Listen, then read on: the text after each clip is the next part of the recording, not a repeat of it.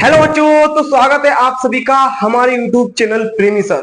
तो बच्चों मैं आपको याद दिलवा दूं कि हम पढ़ रहे हैं क्लास 10 की मैथ का अध्याय 1 जिसका नाम है बेटा वास्तविक संख्या है, रियल नंबर्स।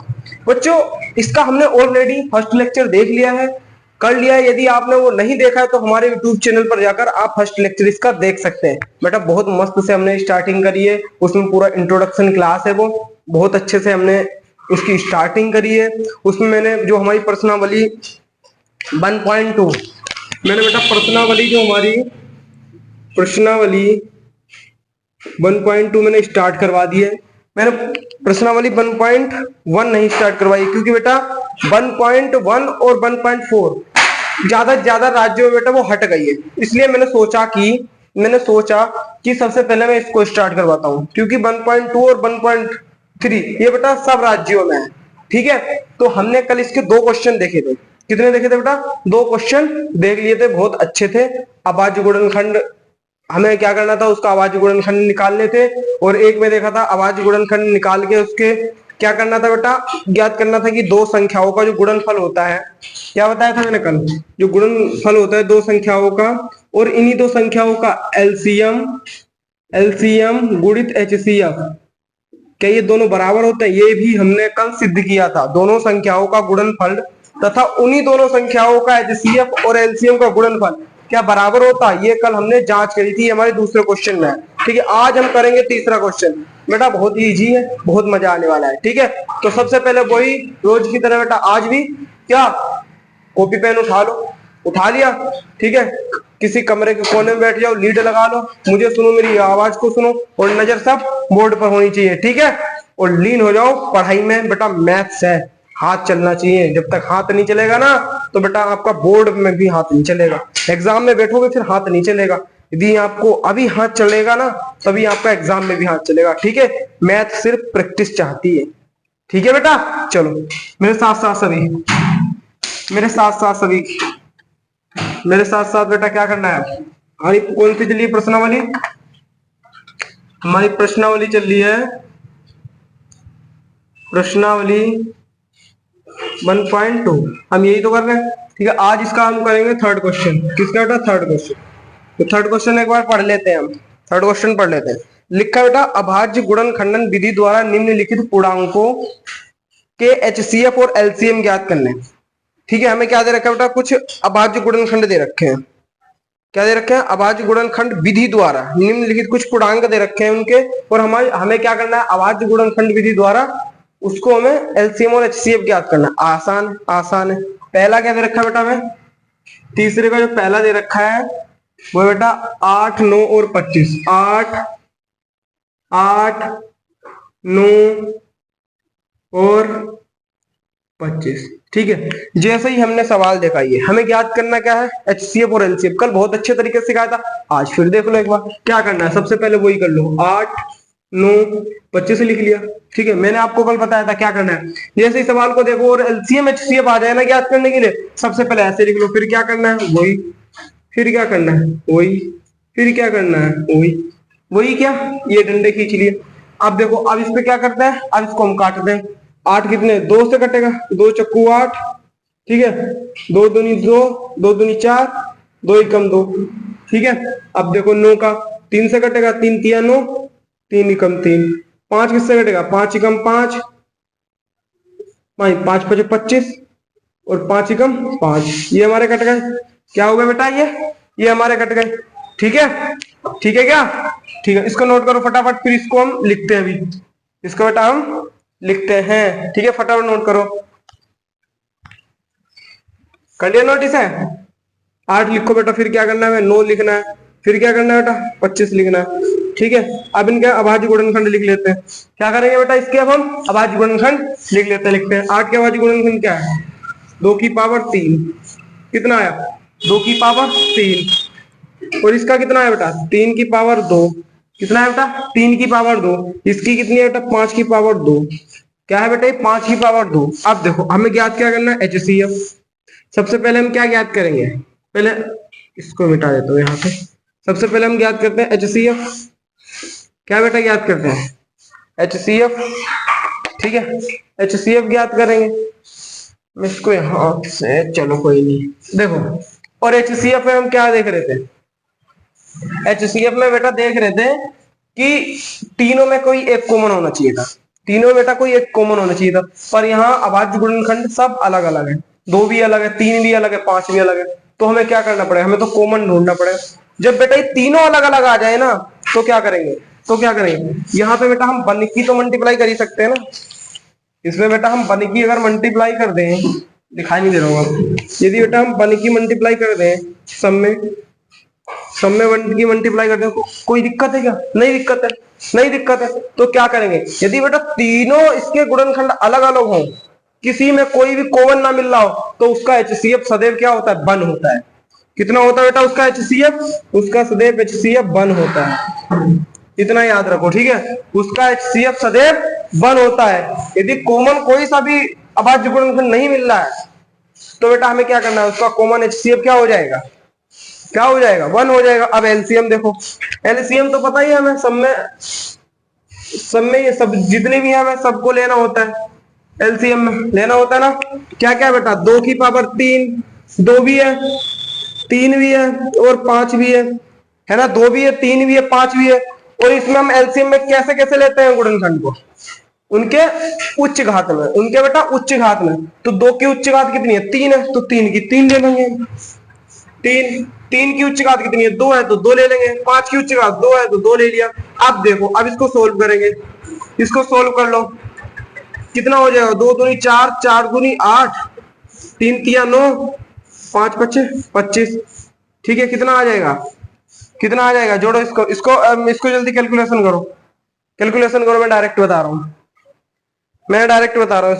इसका आएगा बेटा 1800। ठीक है, कितना आएगा इसका? 1800। सभी नोट करो। ये था बेटा हमारा क्वेश्चन नंबर 3 का फर्स्ट क्वेश्चन। ठीक है, अब हम देखेंगे सेकंड वाला। कौन सा देखने वाला बेटा? अब हम सेकंड वाला देखेंगे। ठीक है, अब हम देखेंगे सेकंड क्वेश्चन। हमारा सेकंड क्वेश्चन क्या? सेकंड क्वेश्चन बेटा दे रखा है मैं, जो हमारा सेकंड क्वेश्चन है उसमें दे रखा है मैं 12, 15 और 21। कितना बच्चों? 12, 15 और 21। ठीक है, हमें 12 दे रखा है, 15 दे रखा है और 21 दे रखा है। हमें ज्ञात क्या करना है? HCF और LCM। क्या ज्ञात करना है भाई हमें? HCF और LCM। फटाफट वही कर लेते हैं, फटाफट वही कर लेते हैं। 15, 21, फिर डंडे डंडे खींच दो, डंडे डंडे खींच दो, डंडे डंडे खींच दो। मेरे साथ साथ बनाओ सब, मेरे से पहले भी बना डालो। 2 छिंग 12, 2 तिया 6, 3 एकम 3। हो गया नहीं? 3 पंजे 15, 5 एकम 5। हो गया नहीं? 3 सत 21, 7 एकम 7। हो गया? ठीक है, अब क्या करेंगे? फटाफट इनके अभाज्य गुणनखंड लिख लेते हैं फटाफट। 12, 15 और बेटा 21, इनके सबके क्या कर लेंगे? अभाज्य गुणनखंड लिख लेते हैं, लिख लेते हैं। 12 के कितने आए? 2 की पावर 2 गुणे 3, 3 गुणे 5 और कितना है? 3 गुणे 5। ठीक है, अब HCF निकाल लो। HCF क्या होता है मेरे बच्चों? जल्दी बच्चों, HCF क्या होता है? मैंने क्या बताया? जो बेटा कॉमन मिल जाए इसमें। क्या है? देखो 12 में 3 कॉमन है। देखो बेटा 3 कॉमन है ना सब में, 3 सब में कॉमन है। ये 3 है, ये 3 है, ये 3 है। तो HCF कितना हो जाएगा इसका? 3 हो जाएगा। कितना हो जाएगा मेरे बच्चों? 3 हो जाएगा। कितना हो जाएगा? 3 हो जाएगा। एलसीएम क्या होगा सर? एलसीएम क्या होगा? एलसीएम क्या होगा? एलसीएम क्या होगा भाई? सबकी मल्टीप्लाई कर दो। कितने कितने हैं यहाँ पर? कितने कितने हैं? 2 है, और क्या है? 3 है, और क्या है? 5 है। यही तो है बेटा, 2 है, 3 है, 5 है। ठीक, और एलसीएम में क्या करते हैं? उच्च घात लेते हैं, उच्च घात वाली लेते हैं। ठीक है, उच्च घात लेंगे तो क्या करेंगे? तो क्या करेंगे? तो क्या करेंगे? इधर सुनो, इधर सुनो। तो क्या करेंगे? एक बार इधर देखो, उच्च घात है। अच्छा बेटा, मैंने यहाँ पर गलत कर दिया ना, वही तो मैं सोच रहा हूँ कि यहाँ पर 5 कैसे आ गया। यहाँ पर 21 में देखो 7 है ना, ये तो यहाँ पर 7 लिखना है। ठीक है, यहाँ पर 7 लिखना है, तो 7 भी है इसमें, 7 भी लिख लिया। अब इधर देखो, 2 की उच्च घात कितनी है? 2 की उच्च घात कितनी है? 2 है, तो 2 लगा दी पावर। 3 की उच्च घात कितनी है? 1 ही है, तो 1 ले लिया हमने। ठीक है, अब इधर सुनो, 5 1 है तो 1 है, 7 कितना है? 1 है तो 1 है। ठीक है, अब इसकी मल्टीप्लाई करेंगे, इसकी मल्टीप्लाई कर लो। ये कितना हो जाएगा? 4 हो जाएगा। ये कितना होगा 4, ठीक है, गुणे 7 पंचे 35 और 35 तिया 100, 35 तिया 108, 35 तिया 105 होता है, ठीक है, ये इतना हो जाएगा, ठीक है। सभी सोल्व करेंगे इसे। आप क्या करेंगे, जब इसका बेटा मल्टीप्लाई करते हैं ना, जब इसको मल्टीप्लाई करते हैं तो हमारा आएगा 420, कितना आएगा 420। तो एलसीएम हमारा कितना आ जाएगा मेरे बच्चों, एलसीएम कितना आ जाएगा 420, कितना आ जाएगा 420। जल्दी जल्दी फटाफट इसको नोट करो, फटाफट करो। ये हमारा बेटा दूसरा क्वेश्चन था, ये मैं तीसरा क्वेश्चन करवा रहा हूँ, ठीक है। उसमें जो पार्ट है उसका हमने 1 कर लिया, सेकंड कर लिया, अब हम थर्ड करने वाले हैं। तो थर्ड क्या दे रखा है, मैं थर्ड क्या रखा है 17, 23 और 29। देखो बेटा ये वाला बोर्ड एग्जाम में आ चुका है, आसान है ये, आसान बहुत है ये। क्या बेटा तीसरा वाला कितना है 17, 23 और 29, ये बहुत इजी है पर दे रखा है, ठीक है। ये सारे अभाज्य गुणनखंड है, सारे अभाज्य हैं। ये 17, 23 पहले वैसे कर लो, 29 क्या करेगा बेटा 17, 17 से ही कटता है, 23, 23 से ही कटेगा, 29, 29 से ही कटेगा, किसी से कटेगा नहीं, कटा के देख लो। कट रहा है तो मुझे बता दो, नहीं कट रहा है। और अब क्या करेंगे हम, वही कर लेंगे, सबके अभाज्य गुणनखंड लिख लेंगे, सबके अभाज्य गुणनखंड लिख लेंगे, ठीक है। 17 का अभाज्य गुणनखंड कितना आया, कितना आया 17 ही आया, यही तो आया बेटा। और इसका 23 आया, इसका 29 आया, ठीक है, सबकी पावर 1 है ना, सबकी पावर 1। अब क्या बोला, अब इसका एचसीएफ क्या होगा, एचसीएफ के लिए क्या करना पड़ता है मेरे बच्चों, कॉमन, सर कॉमन देखना पड़ता है, इसमें कॉमन है नहीं तो क्या करेंगे सर, बल लगाओ ना सर, बल लगाओ ना, हमको मजा नहीं आया सर, बल लगाओ ना। अरे वाह, अरे आपको तो आ गया। तो मैंने इसमें बेटा 1 मल्टीप्लाई कर दिया, 1 मल्टीप्लाई कर दिया, 1 मल्टीप्लाई कर दूंगा तो तीनों में 1 कॉमन आ गया, ठीक है। अगर मैच नहीं कर रहा ना, कॉमन नहीं आ रहा ना, 1 लगा दो आंख मीच के, एचसीएफ कितना आ गया 1 आ गया। इसी प्रकार के बेटा बोर्ड में सवाल आते हैं, इसी प्रकार के बोर्ड में। और एलसीएम क्या होगा सर, सबकी गुणा कर दो ना, एलसीएम, एलसीएम क्या होगा 17 गुणे 23 गुणे 29। जब बेटा इसकी गुणा करोगे ना, जब इसकी गुणा करोगे, आप गुणा करके देख लेना, इसका आएगा बेटा 11339, ठीक है, 11,339। कितना आएगा बेटा 11,339, ठीक है मेरे बच्चों, फटाफट इसको नोट कर लो, फिर हम चलते हैं नेक्स्ट क्वेश्चन पर।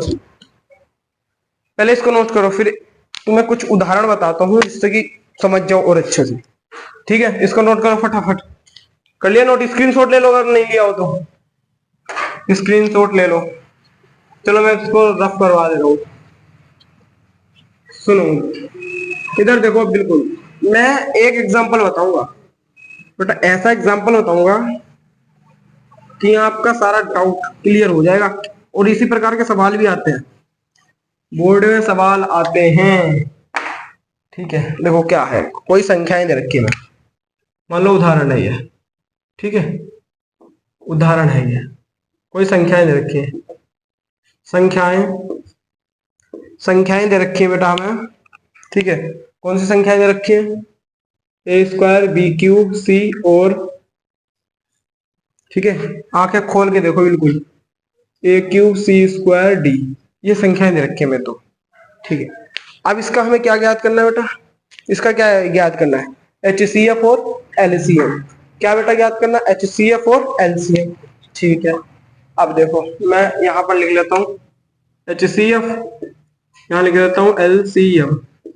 एचसीएफ बेटा कैसे याद करते हैं, जो दोनों में कॉमन हो। इसमें कॉमन क्या है बेटा, इसमें ए भी है, ए है इसमें भी ए है, और क्या इसमें सी है, इसमें भी सी है, ठीक है।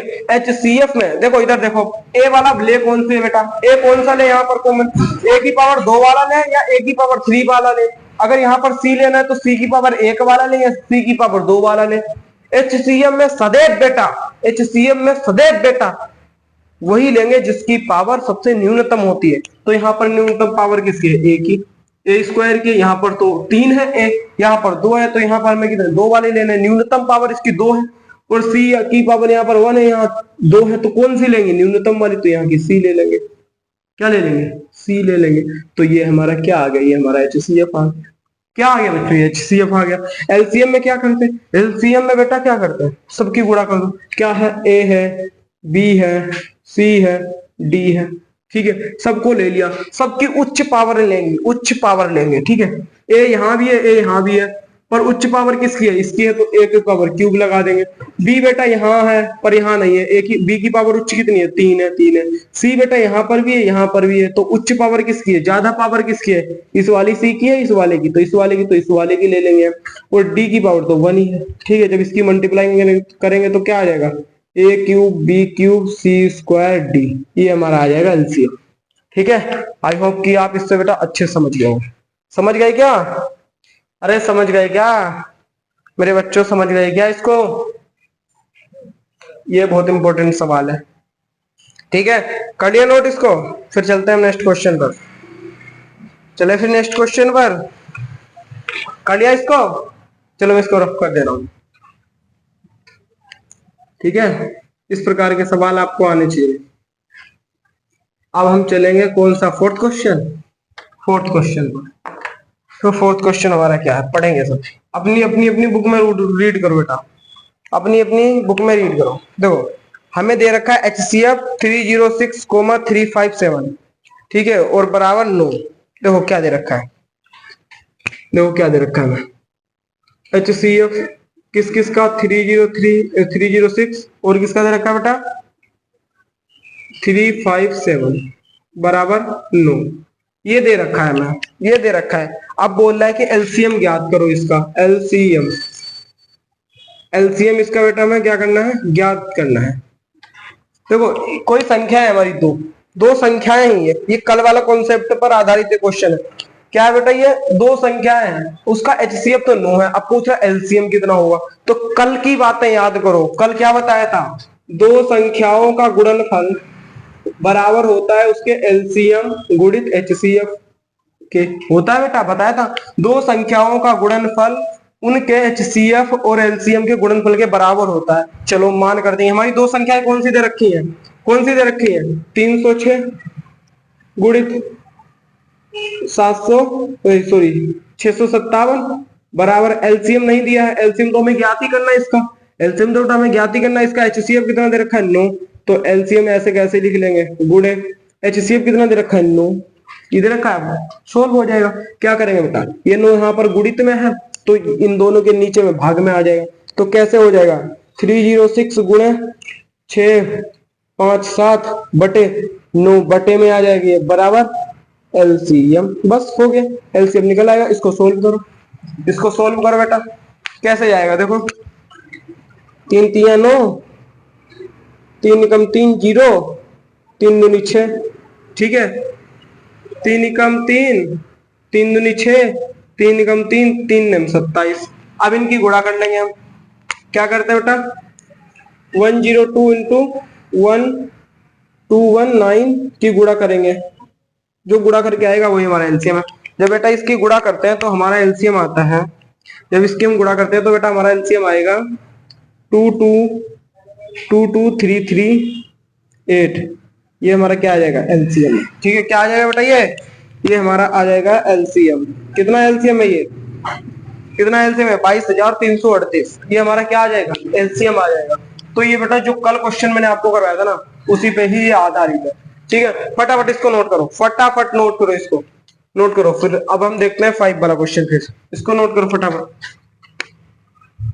किसी को दोबारा तो नहीं समझाना, फटाफट नोट करो, वरना एक बार और देख लो। अच्छा क्या बोले बेटा, HCF दे रखा था, इन दोनों संख्याओं का HCF कितना है 9 है, अब हमसे एलसीएम पूछ रहा है। तो हमने तो कल पढ़ा था ना बेटा, अगर आपने नहीं पढ़ा तो आपकी गलती थी, आपको पढ़ लेना चाहिए, अभी भी पढ़ लेना, इस क्लास के बाद आप मेरा फर्स्ट लेक्चर देख लेना। हमने तो कल पढ़ा था ना, जो सेकंड क्वेश्चन किया था कि क्या होता है, दोनों संख्याओं का गुणनफल होता है जो इन दोनों संख्याओं के एलसीएम और HCF के गुणनफल के बराबर होता है बराबर। तो वही फॉर्मूला लगाया और जो भी वैल्यू थी वो पुट करती, हमारा एलसीएम आ गया निकल के, बात खत्म, ठीक है। अब देखते हैं 5 क्वेश्चन, ये हमारा 5वां क्वेश्चन है, वो देखेंगे, पढ़ेंगे जरा, पढ़ेंगे। देखो क्या लिखा है बेटा, बहुत बेस्ट क्वेश्चन है ये, इस प्रकार के आपके उदाहरण भी बहुत दे रखे हैं आपकी किताब में। देखो मैं बताता हूँ, लिखा है बेटा, जांच कीजिए कि क्या किसी प्राकृत संख्या n, क्या दे रखा है प्राकृत संख्या m, जांच करनी है बेटा, प्राकृत संख्या n, ठीक है। प्राकृत संख्या n के लिए संख्या 6 की पावर, संख्या क्या बेटा 6 की पावर n अंक पर समाप्त हो सकती है। देखो क्या कह रहा है, प्राकृतिक संख्याएं क्या होती है 1 2 3 4 5 6 7 8 9, ये सब क्या है बेटा, ये सब हमारी क्या प्राकृतिक संख्या। यानी कि जो ये n दे रखा है ना, ये बेटा आपको भटकाने के लिए दे रखा है। तो अब आप n का मतलब प्राकृत संख्या, n का मतलब कुछ भी हो सकता है 1 2 3 4 5 एंड सो ऑन, कितने भी मतलब की। लेकिन 6 की पावर n की जगह क्या है, ये 6 की पावर 1, 6 की पावर 2, 6 की पावर 3, 6 की पावर 4, 6 की पावर 5, इस तरह सबको रख के देखना है हमें, ठीक है। बोलना है, बोल रहा है ना ये जांच करने के लिए, तो हमें जांच करनी है क्या, किसी प्राकृतिक संख्या n के लिए अंक 6 की पावर n अंक शून्य पर समाप्त होता है। अब देखना है कि क्या ये शून्य पर समाप्त होता है, मतलब इसके लास्ट में शून्य आता है क्या। इधर देखो, इधर देखो क्या करेंगे हम, 6 की पावर 1 रख दिया, ठीक है, 6 की पावर 2 रख दिया, ये सारी प्राकृतिक संख्या है ना, 6 की पावर 4 रख दिया, ठीक है। ऐसे ही हम और भी, अरे इसको और भी रख सकते हैं ऐसे, ठीक है। मैंने क्या बोला, कोई 6 की पावर n है, ठीक है, इसको इस तरह में करके दिखाता हूँ। 6 की पावर n है, तो 6 की पावर n की जगह हम क्या रखते हैं, 1 रख सकते हैं, और क्या रख सकते हैं, 2 रख सकते हैं, 3 रख सकते हैं, 4 रख सकते हैं, कुछ भी और भी, ठीक है, और कितनी भी रख सकते हैं। इतना सुनो, अब क्या बोल रहा है, 6 की पावर 1 तो कितना आ जाएगा यहाँ पर, 6 बन जा 6, ये तो होगा 6 कम 6, और इसका क्या होगा 6 गुणे 6 बराबर क्या होगा 6 छंग 36, इसका क्या हो जाएगा 6 गुणे 6 गुणे 6 बराबर कितना हो जाएगा 6 छंग 36, और 36 तिया क्या हो जाएगा बेटा, 36 तिया 216। आप देख लेना गुणा करके अगर आपको डाउट हो, ठीक है। और जब इसको हम 4 बार गुणा करते हैं, इसकी 4 बार गुणा करते हैं तो कितना आएगा बेटा, इसका आएगा हमारा 1296, 1296। तो इसने क्या बोला था, बोला था कि जांच कीजिए कि क्या किसी प्राकृतिक संख्या, हमने भैया प्राकृतिक संख्या कितनी रख ली, 1 रख ली, 2 रख ली, 3 रख ली, 4 रख ली, ये सारी क्या है प्राकृतिक संख्या है। n की जगह हमें मान रखना है, हमने रख दिया इतना। अब बोल रहा है कि अंक जो संख्या है 6 की पावर n, ठीक है, अंक 0 पर समाप्त होता है, क्या ये 0 पे समाप्त हो रही है। 6 देखो लास्ट में क्या आ रहा है 6 आ रहा है, सबके 6 आ रहा है, क्या सबके 6 आ रहा है, ये तो 0 पे समाप्ति नहीं हो रही, 0 पे बेटा समाप्ति नहीं हो रही, 0 पे समाप्ति नहीं हो रही, तो हम क्या लिखेंगे, तो अब लिखेंगे कि 0 पे तो समाप्त नहीं हो रही। अच्छा 0 को समाप्त कब होगी, 0 पे बेटा जब भी कोई संख्या समाप्त होती है जिसमें बेटा 2 और 5 हो, क्या हो मेरे बच्चों, 2 और 5 हो, जैसे कि 10 है, 20 है, ठीक है, 30 है, 30 है, इतना समझो। इसका क्या होगा 2 गुणे 5, ठीक है, इसका क्या हो जाएगा 2 की पावर 2 गुणे 5, 2 दूनी 4, 4 पंचे 20, इसका 2 की पावर 3 बटे 5 गुणे 5, 2 को 2, 2 दूनी 4, 2 तिया 6, 6 पंचे 30। अब इधर देखो आप, इसमें 2 और 5 दोनों है ये दोनों 2 या 5 दोनों है इसमें, ठीक। अब इसको हम कैसे कैसे लिख सकते हैं, सुनो, इसको बेटा हम कैसे कैसे लिख सकते हैं, इसको हम ऐसे भी तो लिख सकते हैं, इसको हम ऐसे लिख सकते हैं 2 गुणे 10 लिख सकते हैं, यानी इसको 3 गुणे 10 लिख सकते हैं, ये तो 10 ही है, ठीक है। अब क्या है, इसको 2 गुणे 10 लिख सकते हैं, और इसको क्या लिख सकते हैं हम, इसको 3 गुणे 10 लिख सकते हैं ना। अब देखो इसके लास्ट में सबकी 0 आ रहा है, आ रहा है 0, आ रहा है 0, ये 0 पे ही तो खत्म हो रही है, हो रही। और इसको हम कैसे लिख सकते हैं, ऐसे भी लिख सकते हैं 2 गुणे 5 करके, यानी कि वह सारी संख्याएं जो जिनका अभाज्य गुणनखंड 2 और 5 होता है, जिनका अभाज्य गुणनखंड बेटा 2 और 5 होता है, वो सारी कैसी संख्याएं होती हैं, वो सारी संख्याएं 0 पर समाप्त होती है, 0 मतलब उसके लास्ट में आता है। पर यहाँ तो बेटा 2 और 5 तो कहीं है ही नहीं, 2 और तो 5 कहीं है ही नहीं, यहाँ तो 6 6 है, तो कैसे खत्म हो पाएंगे, ये कभी भी समाप्त नहीं हो सकती है, ठीक है। ये आपके पास एग्जाम्पल भी आपको वो भी करना है, तो लिखेंगे कैसे, ठीक है। अब हम लिखते हैं कि इसको लिखेंगे कैसे, ठीक है, लिखेंगे, इसको मैं रफ कर देता हूं, हमें बोर्ड में मतलब ये कैसे लिखना है, अब हम वो लिख लेते हैं, ठीक है। इसको नोट कर लिया किसी ने, चलो मैं इसको साइड में भी लिख रहने देता हूं। लिखेंगे बेटा, यदि किसी संख्या में, मेरे साथ साथ लिखेंगे सभी, यदि किसी यदि किसी संख्या में, ठीक है, क्या लिखना है, यदि किसी संख्या में अभाज्य गुणनखंडों में अभाज्य गुणनखंडों अभाज्य गुणनखंडों देखेंगे फटाफट, अभाज्य गुणनखंडों में संख्या 2 और 5, क्या बेटा मैंने क्या बताया अभी, 2 और 5, 2 और 5, 2 और 5 अनिवार्य रूप से लिखेंगे, अनिवार्य रूप से उपस्थित हो, उपस्थित हो तो वह संख्या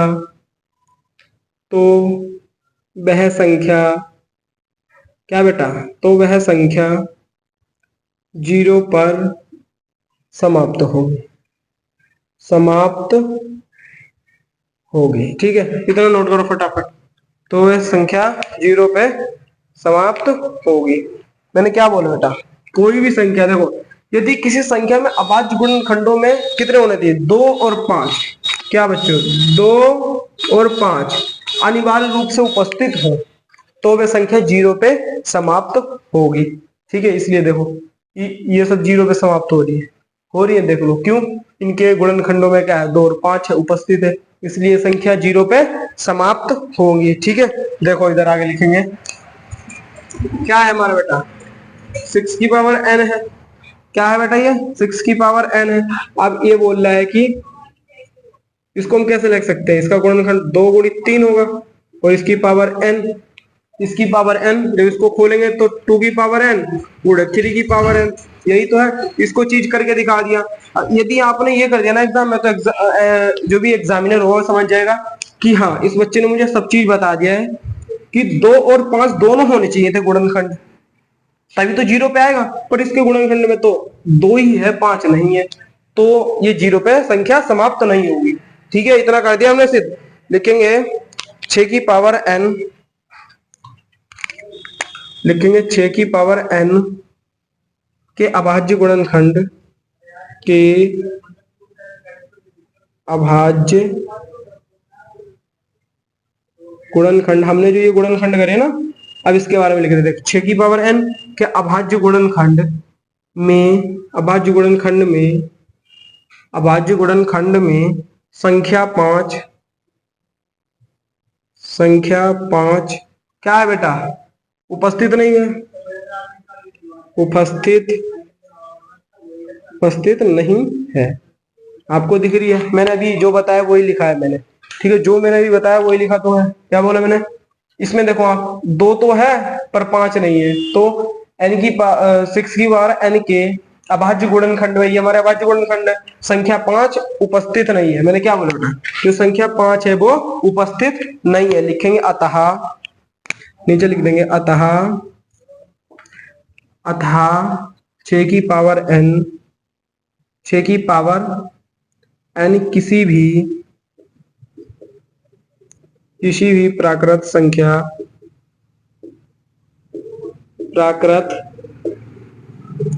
मेरे साथ साथ बिल्कुल बेटा नोट करना, n के लिए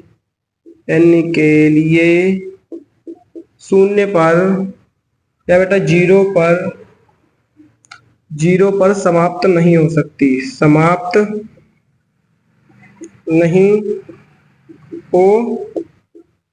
सकती है, ठीक है। ये हो गया हमारा पूरा क्वेश्चन, समझ लो बेटा, ये क्वेश्चन वो पूरा क्वेश्चन है, एक बार मैं दोबारा से रिपीट कर दूंगा इसको, आप सब पहले नोट कर लो, ठीक है। देखो बेटा, हमें एक प्राकृत संख्या दे रखी थी n, ठीक है, प्राकृतिक संख्या हमारी n की वैल्यू हमने रख ली 1 2 3 4 5 कितनी भी हो सकती है, ठीक है, और एक संख्या दे रखी थी n की 6 की पावर n।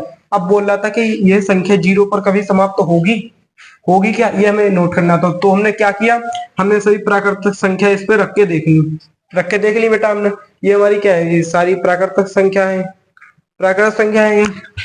सारी हमने ये प्राकृतिक संख्या रख के देख ली। तो हमने देख लिया कि जीरो पे समाप्ति नहीं हो रहा, जीरो पे समाप्ति नहीं हो रहा, तो ये प्राकृत संख्या कभी जीरो पे समाप्त नहीं होगी। अब होती कब है? जब बेटा इसमें 2 और 5 होते हैं गुणनखंड। जब इसके गुणनखंडों में 2 और 5 होता, पर इसके गुणनखंडों में तो सिर्फ 6 है, यही तो है बेटा। अब क्या किया, तो हमने लिख दिया यदि किसी संख्या में अभाज्य गुणनखंडों में संख्या 2 और 5 अनिवार्य रूप से उपस्थित हो तो वह जीरो पर कटेगी, वही जीरो पर मतलब समाप्त तो होगी। मैंने बताया था अभी, वही मैंने लिखा। तो हमने क्या किया, इसके हमने गुणनखंड करके देखे, तो इसके गुणनखंड करके देखे तो इसमें सिर्फ 2 तो था बेटा, पर 3 नहीं था। इसमें 3 नहीं था, जब तो सॉरी 3 है पर 5 नहीं था। जब 5 नहीं है तो फिर कैसे जीरो पर कटेगी, कैसे जीरो पर बेटा समाप्त होगी? तो लिख देंगे कि 6 पावर n के अभाज्य गुणनखंड में संख्या 5 उपस्थित नहीं है, सबको दिख रहा है। जो बेटा इसी में तो देख के लिखे ना, इसमें इसका ही तो देख के इसमें लिखे ना। अब क्या, अतः 6 की पावर n किसी प्राकृत संख्या n के लिए जीरो पर समाप्त तो नहीं हो सकती।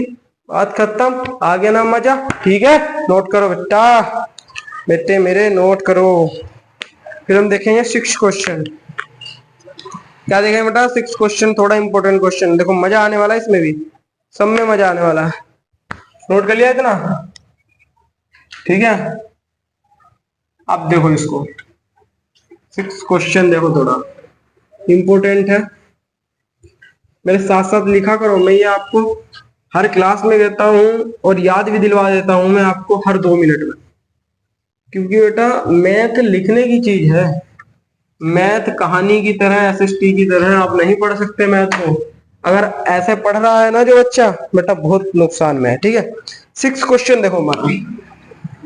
6 क्वेश्चन देखो क्या है कि व्याख्या कीजिए।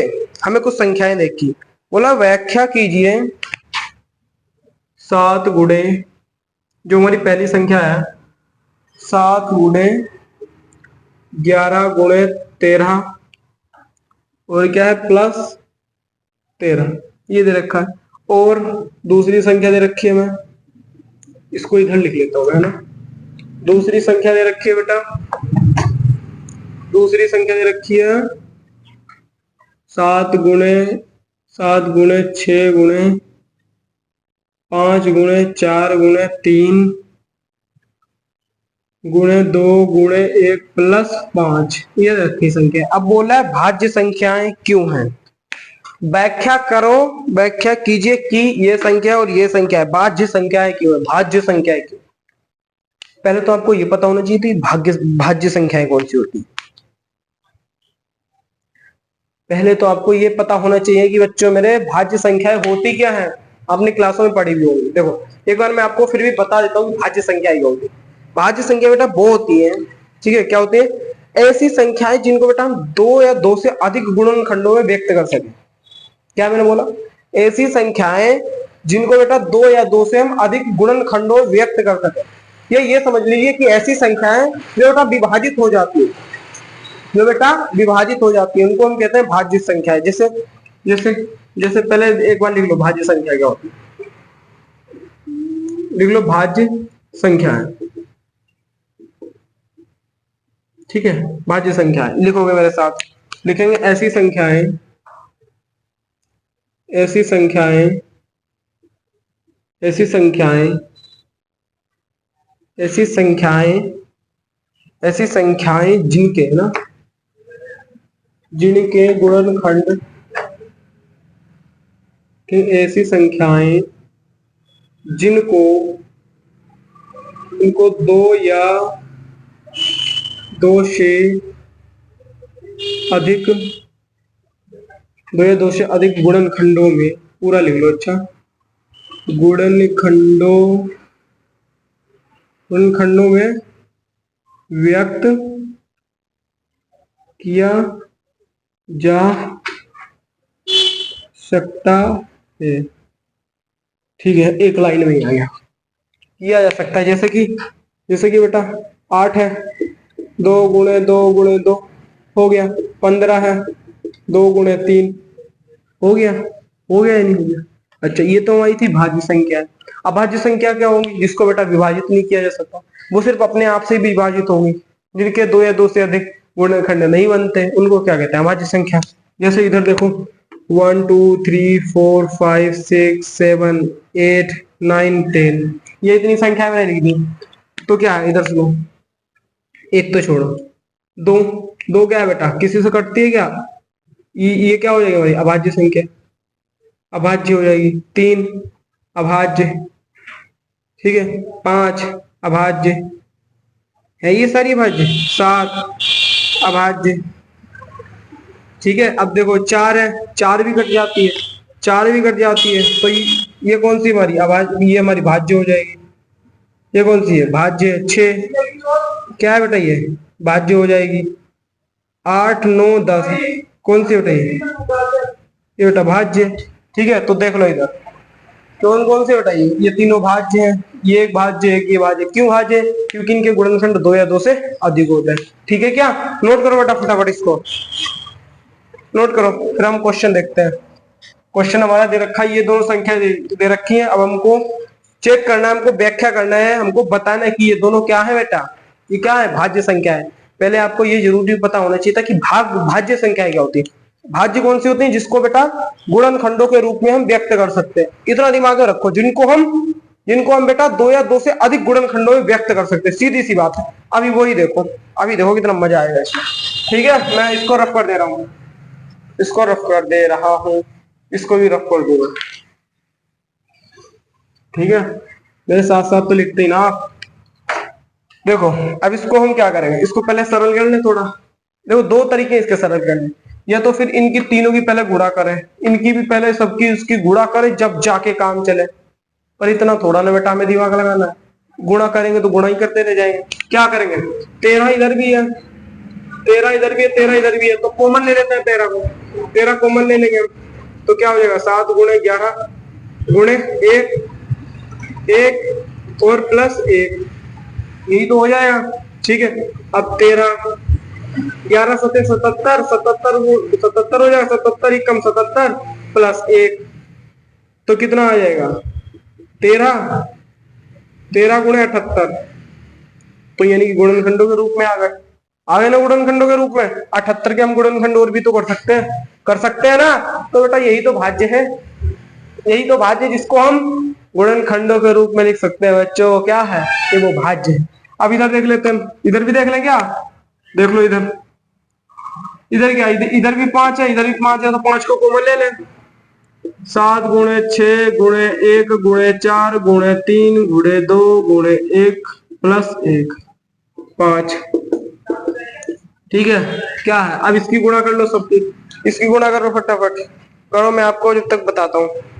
इसकी आप गुणा करेंगे तो कितना आएगा, 1008 प्लस 1, ठीक है। तो कितना आ जाएगा, 5 इंटू 1009, इतना आ जाएगा। ये भी गुणनखंड के रूप में आ गया, ये भी दोनों गुणनखंड के रूप में। तो क्या है ये हमारी क्या है बेटा, ये तो हमारी भाज्य संख्या है, ठीक है। क्या है बेटा, ये हमारी भाज्य संख्याएं हैं। इसके नीचे थोड़ी बातें लिख लेते हैं हम, देखेंगे यह दो या दो से अधिक, ये बेटा दो या दो से अधिक संख्याओं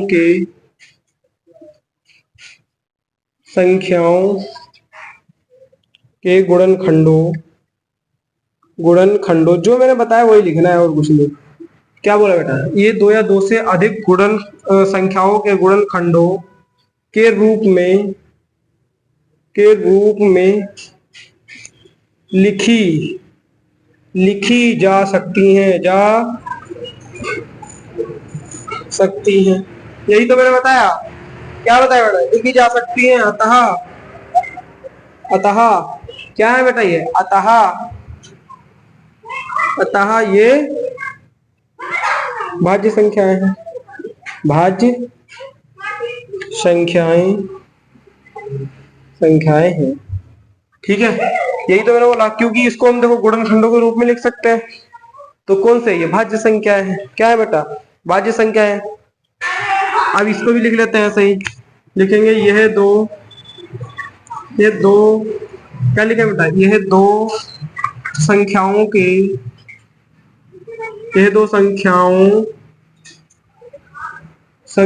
के गुणनखंडों